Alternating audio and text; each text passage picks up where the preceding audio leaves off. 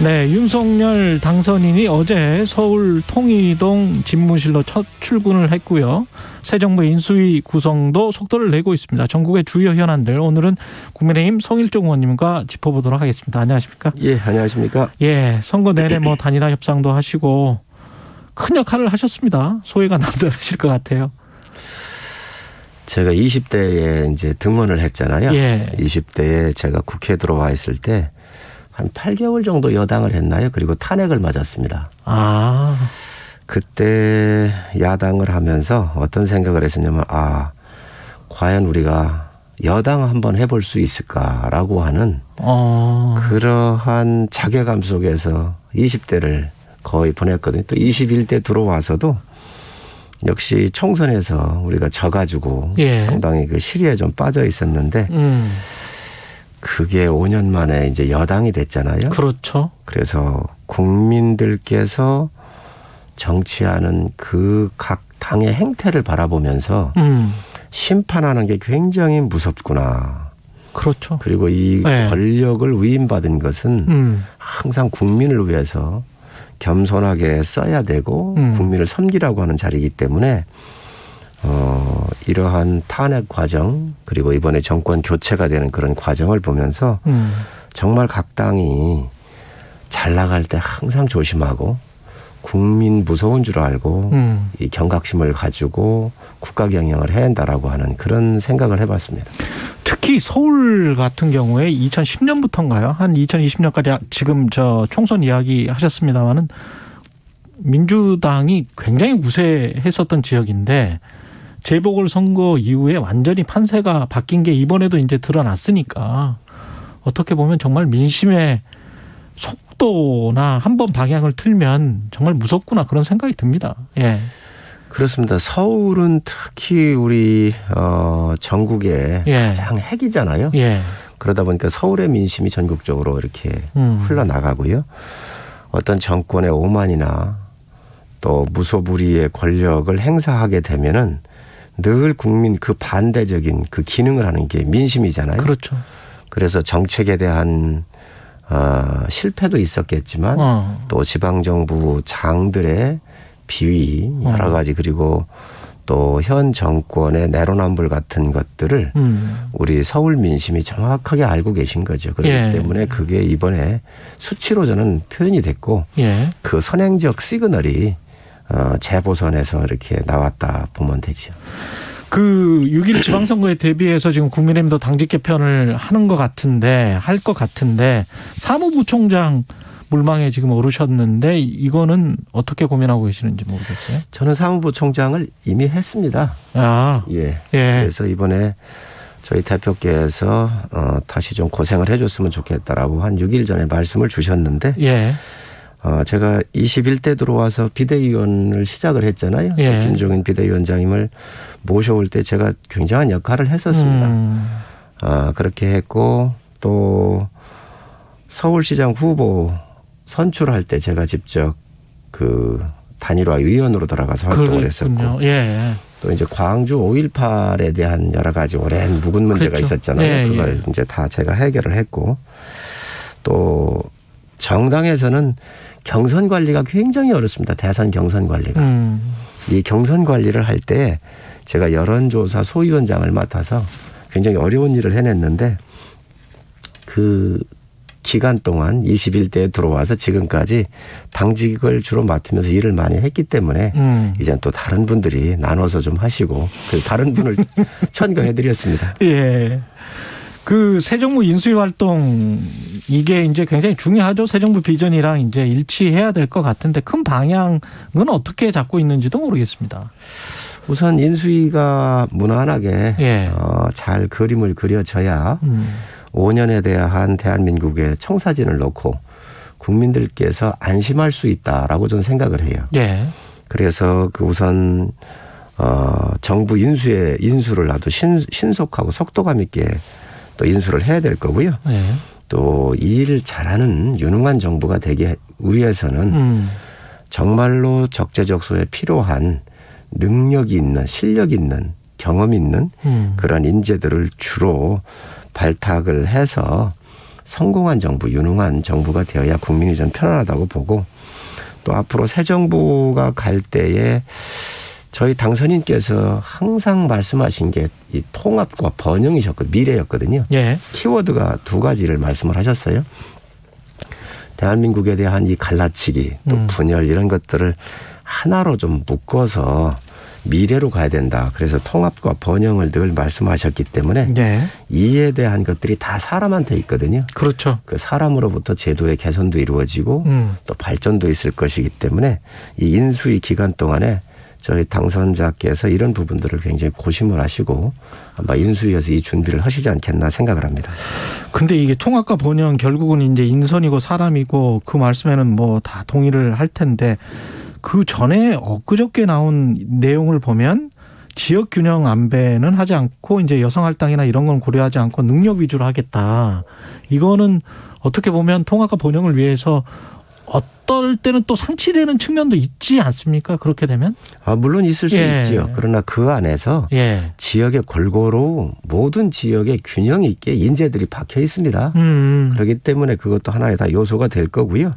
지금 우리 정치 지형이나 국민 이 정서 이런 것들을 보면 이념이란가 진영에 너무 매몰되어 있잖아요. 그렇죠. 그래서 또 갈라치기가 좀 많이 있었고 그렇기 때문에 이런 것들을 다 통과를 하실 거고 특히 인재 발탁에 있어서는 여야를 뛰어넘고 지역을 뛰어넘고 뭐 성별 가리지 않고 정말 국가의 새로운 미래를 열어가는데 그런 인재라고 한다면 때로는 뭐 어느 그 지역으로 편향될 수 있을지 모르겠습니다. 왜냐하면 워낙 출중한 능력을 가지고 있다고 한다면 그러나 그 사람에 대해서 국가가 새롭게 개조가 되고 미래 비전이 만들어지고 또 그런 것들이 국가의 실적으로 늘어날 거기 때문에 가장 중시되는 것은 능력 있고 유능한 그런 사람의 초점이 맞춰지는 거 아닌가 생각을 합니다. 그 안철수 위원장의 다음 보직이 이제 초대 총리 가능성이 거론이 되는데요. 이게 또 다른 뭐 복수의 이름들도 나오고 이게 어떻게 보면 당의 역학관계랄지 안철수 인수위원장 총리 그다음 또 어떤 권력 국민의힘의 권력 이것과도 연관이 될 것 같은데 어떻게 보세요? 총리 인선이나 이런 것은 저희가 아직 알 수가 없고요.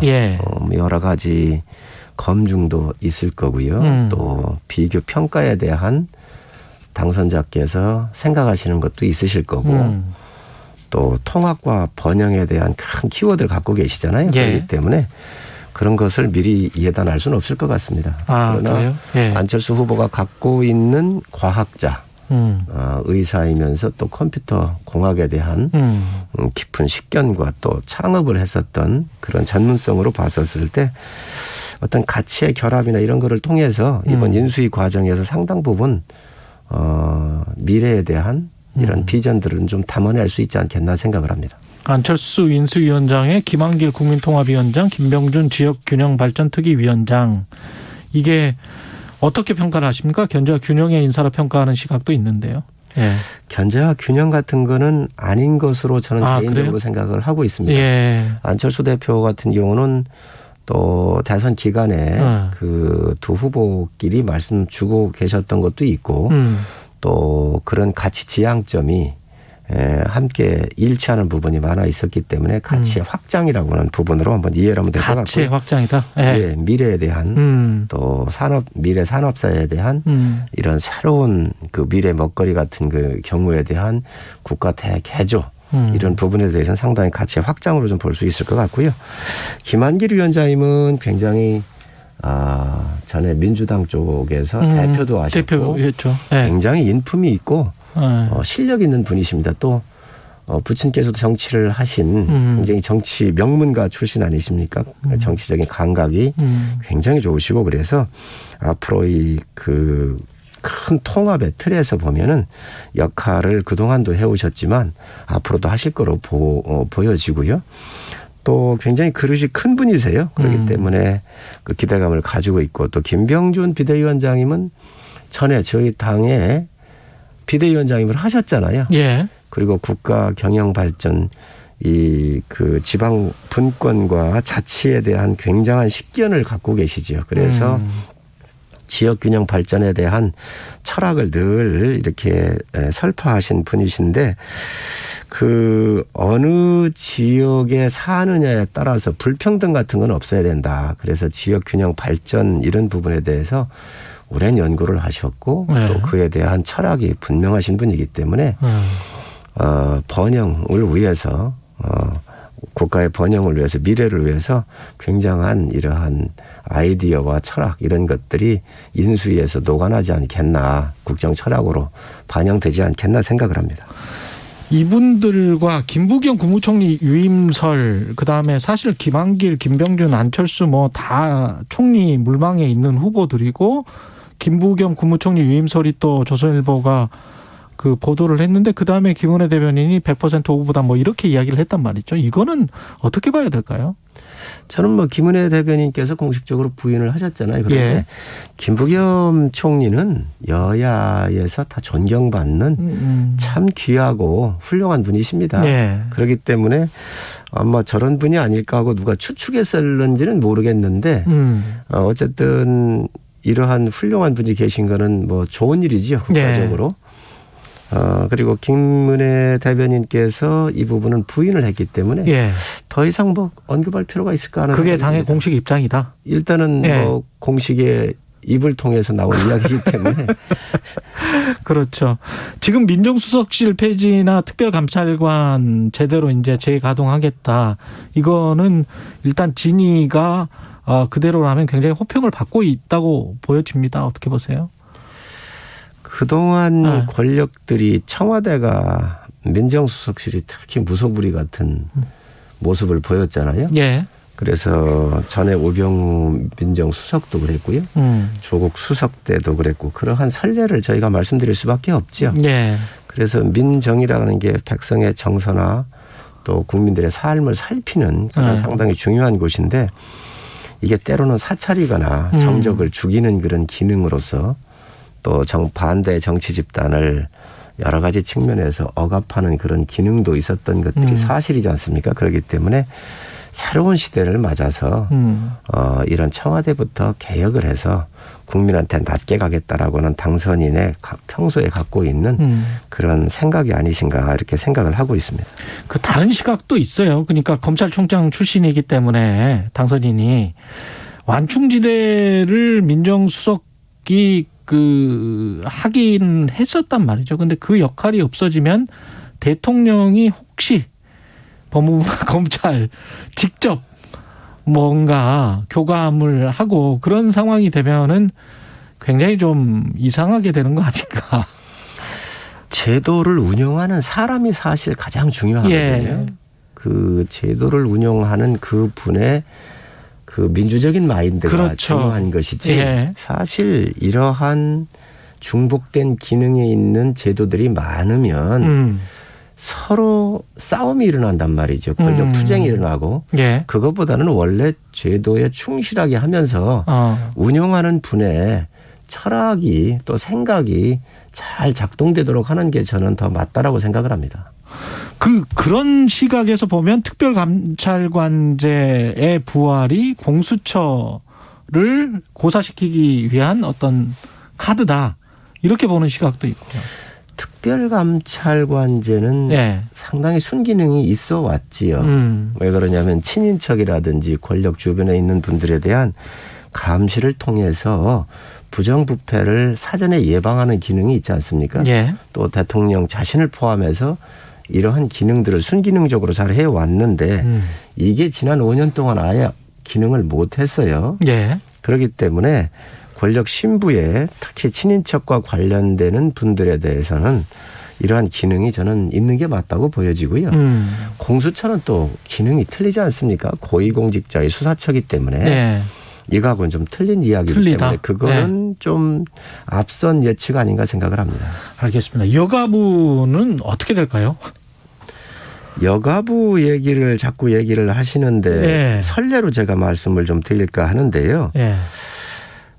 우리가 박원순 시장 그 성비 사건이 났었을 예. 때 여가부가 전 국민들이 여가부 장관이 국회에 나와서 답변을 하실 때 전 국민들이 성인지 교육을 할 수 있는 좋은 기회가 될 수 있다 이렇게 얘기를 하셔가지고 여가부 장관이 굉장히 비난을 많이 받은 적이 있습니다. 네. 또 윤미향 사건 같은 경우 여가부에서 지원하고다 이렇게 했잖아요. 그에 따르는 많은 피해가 있었습니다. 이런 거에 대한 정리할 시점이라고 이렇게 말씀을 하신 거지요. 그래서 앞으로 아동이라든가 네. 또 이 사회를 구성하는 가장 기초적인 단위 이 셀이 가족 아니겠습니까? 네. 가정이고 그리고 인구 절벽 시대에 맞춰서 이런 남녀의 갈라치기 문제가 아니라 전반적으로 국가의 큰 틀을 준비하는 네. 새로운 발전지향적인 새로운 모델의 부가 만들어질 거지 여가부를 자체 하나만 가지고 이거를 없애겠다. 다른 것도 안 만들고 대안도 없고 이런 게 아닙니다. 그래서 이러한 잘못됐던 것들을 바로 개선하면서 네. 미래 사회에 맞는 그런 새로운 부의 출현을 얘기를 하는 것이기 때문에 이거의 폐지에 초점을 맞추는 것은 전 바람직하지 않다고 생각을 합니다. 예. 이명박 전 대통령 특별 사면 문제 지금 나오고 있고요. 오늘 내일 회동을 하죠. 예, 문재인 대통령과 당선인이. 그리고 김기현 국민의힘 원내대표가 문재인 대통령에게 이명박 전 대통령은 물론이고 이재용 부회장에 대한 사면 복권도 공개 요청을 했는데 이거 어떻게 보세요? 여권 일각에서는 그러면 이제 김경수 전 경남지사도 사면해야 되는 것 아니냐. 뭐 이렇게 주장하는 지지자들도 있는 것 같고요. 선거 기간 동안에 당선인께서 네. 이런 부분을 당선이 되시면 문 대통령한테 건의를 하시겠다 이렇게 말씀을 하셨던 선거 기간 중에 예, 그렇습니다. 예. 그래서 그 일맥이 상통한다 이렇게 보면 될 것 같고요. 예. 또 새로운 정부가 이렇게 출범을 하는데 아마 문 대통령께서도 새로운 정부한테 짐을 드리기보다는 많은 부분을 정리하실 거예요. 또 우리 문 대통령이 인품적으로 굉장히 훌륭하시잖아요. 그렇기 때문에 새 정부에 대해서 짐 같은 경우는 안 넘겨주실 거라고 저 개인적으로는 생각을 하는데 아마 이런 부분도 그동안 선거 기간에 나왔었던 일이기 때문에 예. 저는 가능성이 있다고 봅니다. 또 저희 원내대표께서도 이런 말씀을 또 하셨거든요. 예. 그런 거로 봐서는 아무래도 현직 대통령님과 그리고 당선자 간의 이 국정 인수 전반에 대한 걸 말씀하실 거기 때문에 예. 그런 부분들에 대해서 말씀하신 거 아닌가라고 예측을 해봅니다. 알겠습니다. 여기까지 해야 되겠습니다. 국민의힘 성일종 의원님이었습니다. 고맙습니다. 네, 감사합니다. 오늘 하루 이슈의 중심.